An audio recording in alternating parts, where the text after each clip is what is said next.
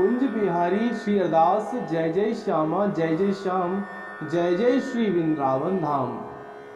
सभी भक्तों को इस दास का जय जय श्री राधे जय जय श्री श्याम। आप सभी को जय जय श्री राधे।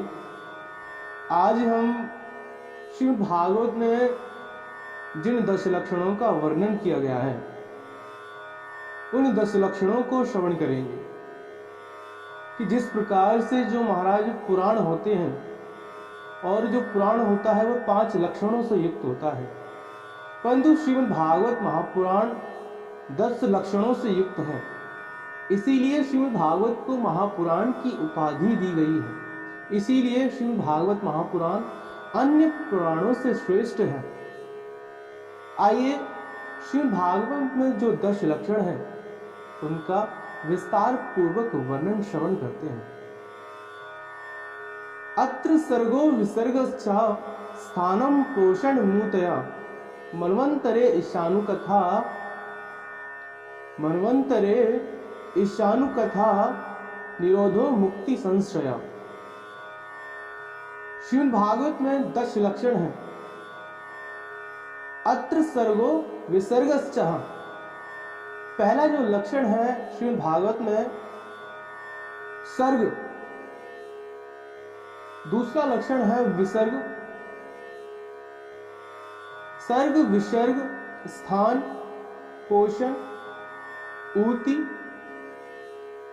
मनवंतर निरोध मुक्ति और आश्रय। श्रीमद् भागवत में 10 लक्षण हैं। कौन कौन से एक बार दोहरा लेते हैं। सर्ग विसर्ग स्थान पोषण ऊति मनवंतर निरोध ईशानुकथा मुक्ति और आश्रय। ये 10 लक्षण श्रीमद् भागवत में होते हैं। आइए प्रत्येक लक्षण को विस्तार पूर्वक समझते हैं। सर्ग किसे कहते हैं? श्रीमद् भागवत के तृतीय स्कंद को भी सर्ग कहा जाता है। तृतीय स्कंद में जिसमें सूक्ष्म सृष्टि का वर्णन किया गया हो उसे सर्ग कहते हैं। महाराज, ये सूक्ष्म सृष्टि क्या है? पृथ्वी 24, इस पृथ्वी के अंदर, इस प्रकृति के अंदर 24 तत्व विद्यमान हैं। जब ब्रह्मा जी ने इस सृष्टि का निर्माण कार्य प्रारंभ नहीं किया था, उससे पूर्व ही 24 तत्वों का प्राकट्य हुआ। 5 महाभूत जल वायु आकाश पृथ्वी और अग्नि, जल वायु आकाश पृथ्वी और अग्नि, 5 महाभूत, 5 तन्मात्राएं, 4 अंतःकरण और 12 इंद्रियां। ये सभी जो 24 तत्व हैं इसे ही सूक्ष्म सृष्टि कहा जाता है। उसके बाद सर्ग विसर्ग। विसर्ग किसे कहते हैं महाराज? ब्रह्मा जी से लेकर के ये जो चराचर जगत है, चराचर ब्रह्मांड है, जब ब्रह्मा जी ने इस सृष्टि का निर्माण कार्य प्रारंभ किया, इस सृष्टि का सृजन किया, उसे ही विसर्ग कहते हैं।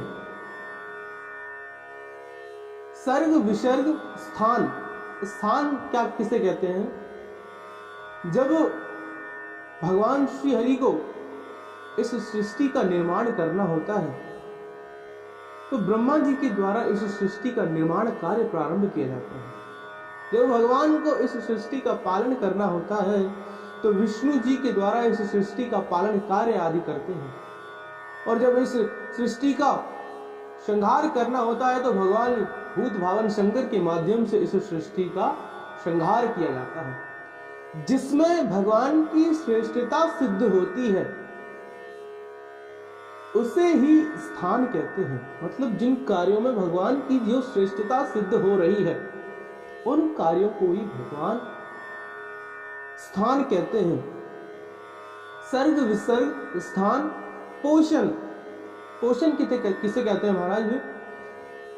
भगवान की अपने भक्तों पर अहेतुक कृपा, भगवान अपने भक्तों पर अहम भक्त पराधीना, भगवान का तो कहना ही यही है कि मैं तो भक्तों के अधीन हूं, अहम भक्त पराधीना। भगवान की अपने भक्तों पर अहेतुक कृपा, उसे ही पोषण कहते हैं। सर्ग विसर्ग, स्थान, पोषण और ऊति, इस संसार में सभी जन्म लेकर के आते हैं, परंतु भगवान की रचाई हुई माया के कारण वह सभी जीव इस संसार के मोह माया में, काम क्रोध लोभ में जो है फंसे रह जाते हैं। ऊति अर्थात मनुष्य इस जगत में काम वासनाओं से लीन हो जाता है और इसी बंधन में जो है महाराज 84 लाख योनियों का चक्रण करता रहता है। इसे ही ऊति कहा गया है महाराज। सर्ग विसर्ग, स्थान, पोषण, ऊति और मनवंतर, 11 मनवंतर होते हैं। प्रत्येक मनवंतर में एक अधिपति होता है। उस वह अधिपति का जो कार्य है वह धर्म पूर्वक अपना कार्य करता है, इसे ही मनवंतर कहते हैं। उसके बाद ईशानु कथा, भगवान की जिसमें सुंदर सुंदर लीलाओं का वर्णन किया गया हो, भगवान के भक्तों की कथाओं का वर्णन किया गया हो, उसे ईशानु कथा कहा जाता है। ईशानु कथा। उसके बाद निरोध। निरोध किसे कहते हैं महाराज? जब भगवान को इस सृष्टि का संहार करना होता है, जब भगवान शयन क्रिया में जाते हैं, निद्रा में चले जाते हैं, शयन अवस्था में जाते हैं, तो यह सृष्टि जल में विलीन हो जाती है और भगवान इस सृष्टि को अपने अंदर समाहित कर लेते हैं। भगवान का शयन क्रिया में जाना, उसे ही निरोध कहा गया है। उसके बाद मुक्ति। जब इस संसार से प्राणी अनेकों प्रकार के कर्मों को करने के पश्चात अपने पाप और पुण्य कर्मों के बाद जिस स्थिति को प्राप्त करता है, अपने पुण्यों के अनुसार वह नरक की यातनाओं को भोगता है और अपने पापों के, अपने पुण्यों के अनुसार वह भगवान के धाम को प्राप्त करता है और अपने पापों के अनुसार नरक की यातनाओं को भोगता है। इस प्रकार से जो मुक्ति का विस्तार पूर्वक वर्णन किया गया है। 10वां लक्षण है आश्रय। हम उन परमानंद के तत्व ही हैं। जब उन परमानंद भगवान का दर्शन हमें प्राप्त होता है, उस पर ब्रह्म का दर्शन होता है, ये जो शरीर है ये उस पर ब्रह्म की ही देन है। जब यह शरीर उस पर ब्रह्म, उस ब्रह्म को प्राप्त कर लेता है, उस ब्रह्म में लीन हो जाता है, उसे आश्रय कहते हैं। इस प्रकार से महाराज बड़ा सुंदर श्रीमद् भागवत के 10 लक्षणों का वर्णन किया गया है। आशा है आपको विस्तार पूर्वक इस दास के माध्यम से समझ आया होगा। यदि कोई त्रुटि हो तो अवश्य अपने विचार, अपने भावों को प्रकट करें, क्योंकि ये दास अपने भीतर सुधार लाने का परिवर्तन करेगा। जय जय श्री राधे, जय जय श्री राधे। यदि आपको इस दास के कुछ भी भाव अच्छे लगे हो तो अपने विचारों को अवश्य शेयर करें और चैनल को सब्सक्राइब करके इस दास का मनोबल अवश्य बढ़ाएं। जय श्री राधे, जय श्री श्याम, हरि ओम।